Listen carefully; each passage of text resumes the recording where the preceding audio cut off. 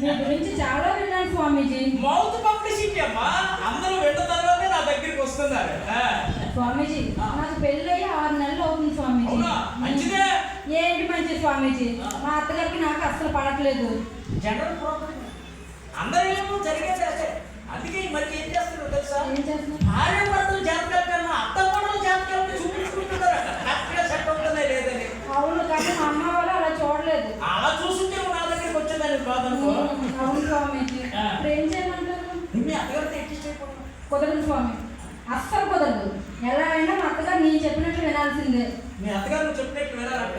ఇప్పుడు మీ అత్తగారి పేరు ఆండాలి, ఆ, మీ మామగారి పేరు మధుసూదన్, ఆ, మీ బావగారి పేరు మురళి, ఆ, మీ ఆడపడి పేరు కమల, నీ పేరు విమల. మా దైవంతో సంబుతులు స్వామి, మా వంశవృక్షాన్ని అలా తీసేశారు కిందకి. ఓకే కాదు, నా దగ్గరికి వచ్చిన ప్రతిసారి మీలందరూ ఏం చేస్తారంటే మొత్తం ఆ లిస్ట్ అంతా ముందు ఆడే మాకు చెప్పేస్తారు. మా సమస్య ఇది, మా ఇదే అని చెప్పి ఇలా చెప్పడం వల్ల ఇది సమస్యలు వస్తున్నాయి.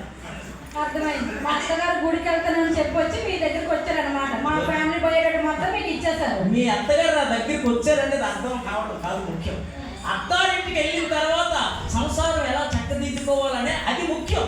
అది నేను సజెస్టిస్తామన్నమాట. వస్తాం స్వామీజీ.